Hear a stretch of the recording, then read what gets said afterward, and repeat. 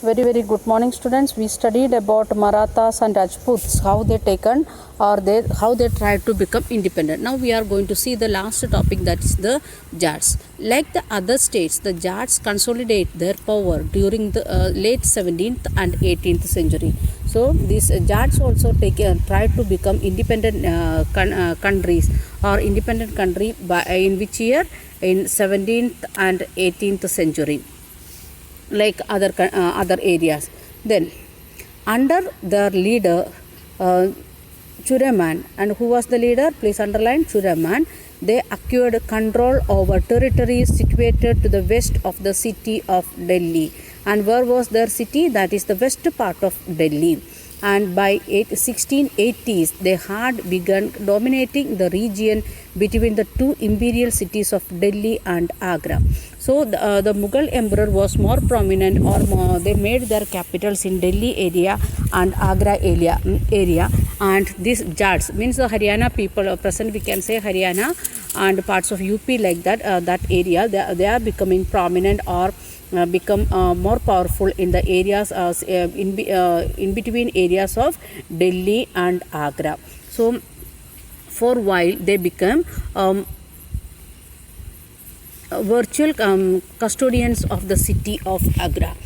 So they are becoming powerful in Delhi area as well as Agra area, and they becoming the custodians of which area? Agra area. So we are studying about Jats, and their leader was Churaman, and they become powerful in 17th and 18th century. And this city of they was living in the west part of Delhi city, and by 1680s they was dominated in the areas of Delhi and Agra. Even they got the they become the custodian of the city of Agra. And Taj Mahal, like that things are the many forts it is made by the kings in Agra. That area was under them in which years? 1680s or later. The Jats were prosperous agriculturists, and towns like Panipat and Ballarsha became important trading centers in the areas dominated by them. So for Jats, it was a prosperous agriculturist people. They are having agriculture. Still, if you are looking to the this agricultural area of India, we can see Punjab, Haryana area. It is the fertile area. Even UP, like that area, it is very fertile because of the Himalayan rivers. It is bringing the sediments or the waste from means the fertile soil from Himalayan ranges every year. So it is becoming very fertile every year, and because of that one, they are very prosperous or very rich agriculturists. Jats are agriculturist people, and they are having, because of that one, they are having the rich agricultural area.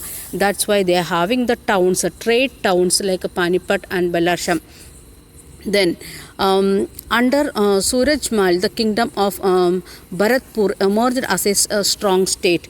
Then another one leader we are seeing, that is the Surajmal. That is one of that is the kingdom, and Surajmal kingdom, and there the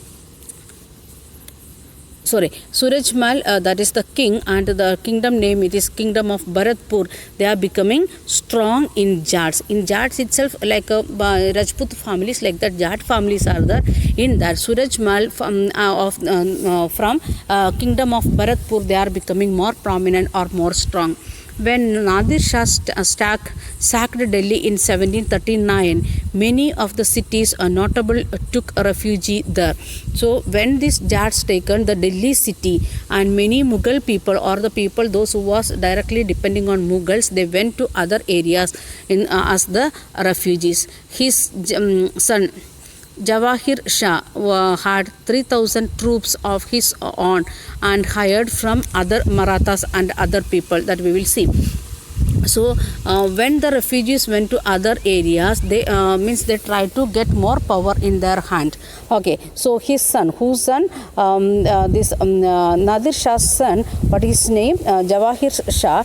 He had their own troop, that is 3,000 troops. 30,000 troops they had their own, and then they hired from somebody else, that we are going to see. and another 20,000 from Maratha and 15,000 from Sikh. So we have seen about Marathas already, and Sikhs about also we have seen. So he had his own 30,000. With that he taken 20,000 again from the Marathas and 15,000 from Sikh. So 30 plus 20, that is 50 plus 15, 65,000 troops he had with him. Who? Jawahir Shah had 65,000 troops with him to fight with Mughals. While the Bharatpur fort was built in a fairly traditional style, at Dig the Jats built a elaborate garden palace combining styles seen at Amber and Agra.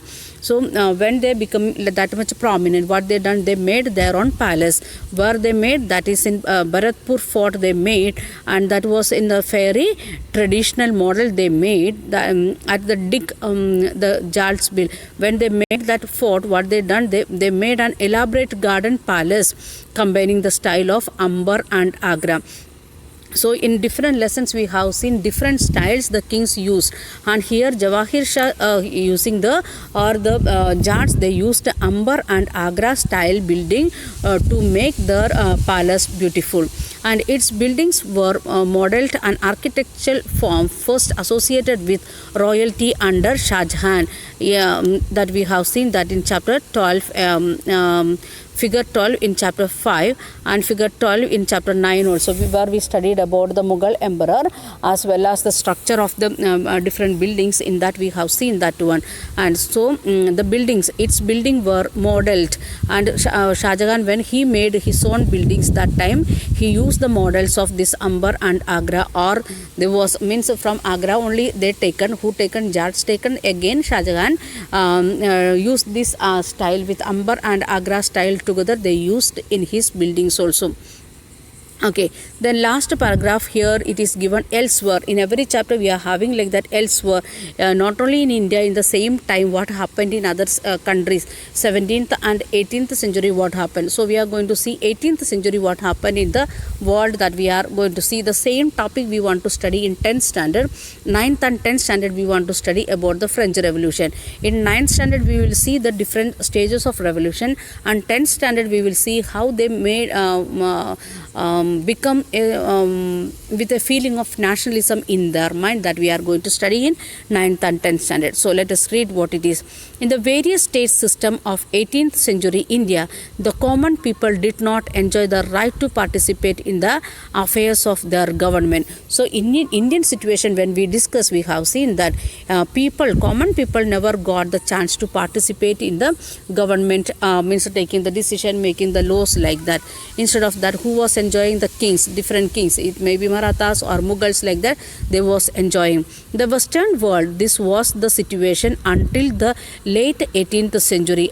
So up to 1715, means the second half of the 18th century, up to that time, even in the European continent or the Western countries also, situation was the same. Then the American and the French Revolution, two revolutions. First one is the American Revolution, that is in 1776 to 1781, and the French Revolution, that is here 1789 to 94, challenged the social political privilege enjoyed by the aristocrats. Aristocrats means traditionally the people, those was the nobles or the landlords, that what they enjoyed.